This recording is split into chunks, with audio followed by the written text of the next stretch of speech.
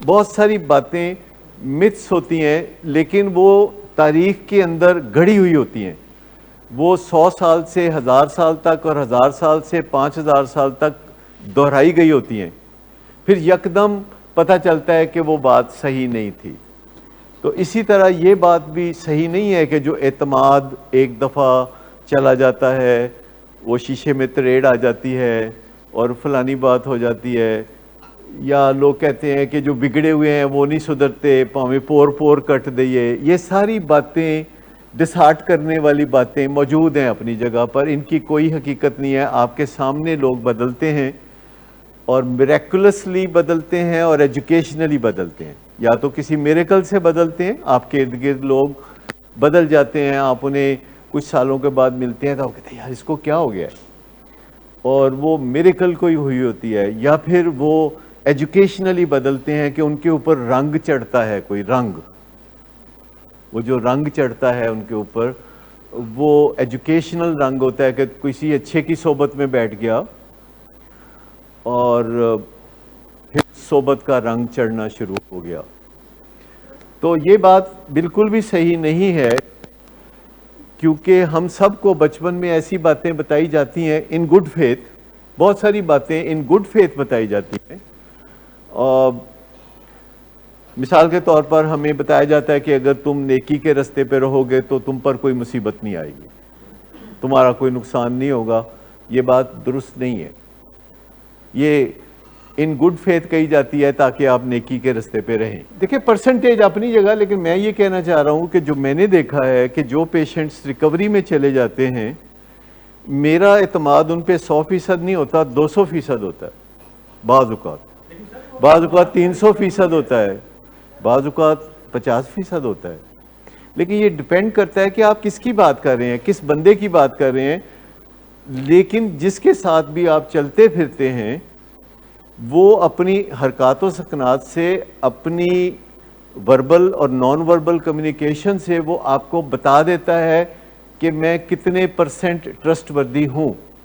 میں ایک چھوٹا سا واقعہ آپ کو بتاتا ہوں کہ میں آج سے کوئی 31 سال پہلے امریکہ گیا اور میں نے وہاں کسی ڈاکٹر کو ملنا تھا، اور ڈاکٹر ورنون جانسن کو ملنا تھا، اور میں ٹیکسی لے کے تو ان کی طرف جا رہا تھا. تو ٹیکسی ڈرائیور نے کہا کہ آپ وہاں کیوں جا رہے ہیں؟ تو میں نے اسے کہا کہ ڈاکٹر صاحب میں ان سے ملنے جا رہا ہوں. انہوں نے کہا کہ لگتا نہیں کہ آپ کو ان سے کوئی کام ہے، تو پھر آپ کیوں جا رہے ہیں؟ وہ کیوریس ہو رہا تھا کہ میں کیوں جا رہا ہوں، کیونکہ وہ دنیا میں الکوہلزم کے ماننے ہوئے ڈاکٹر تھے، اب دنیا میں نہیں رہے، انہوں نے بڑی کتابیں لکھی ہیں. میں نے کہا میں ان کو ملنے جا رہا ہوں اور ان سے کچھ سیکھنے جا رہا ہوں. تو کہنے لگا آپ کو پتہ ہے کہ میں بھی الکوہلک ہوں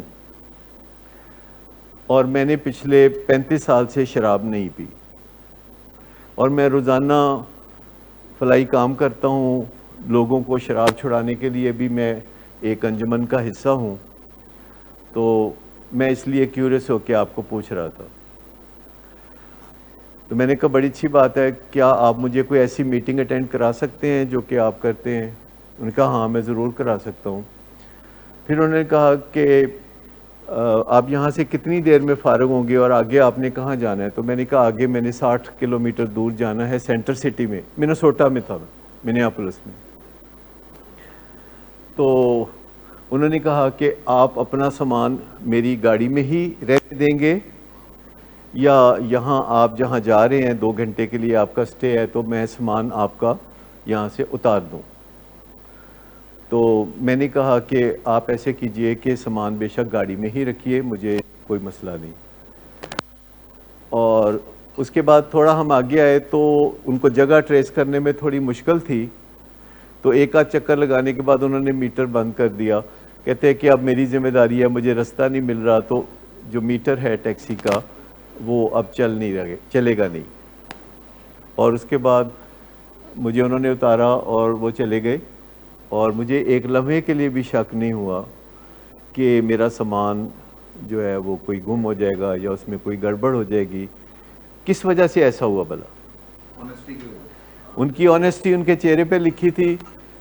وہ مجھے نہ بھی بتاتے کہ وہ 35 سال سے شراب نہیں پی رہے तो मुझे क्या मसला था। लेकिन जो बंदा भी इस तरह की रिकवरी में होता है, उसके चेहरे पे ऑनेस्टी और ट्रांसपेरेंसी का पहलू आपको नजर आ जाएगा, और वो कहेगा नहीं कि मुझ पे ट्रस्ट करो। पहली निशानी उस बंदे की ये होगी कि वो कभी नहीं कहेगा कि मुझ पे ट्रस्ट करो, वो कभी भी नहीं कहेगा। जो कहेगा कि मुझ पे ट्रस्ट करें, मुझ पे भरोसा करें, तो फिर आपने नहीं करना, क्योंकि ये डिमांड करने वाली बात नहीं। जो कहे कि मेरी इज्जत करो, मेरे से मोहब्बत करो, मेरे पे भरोसा करो, समझो कि वो डिजर्व नहीं करता।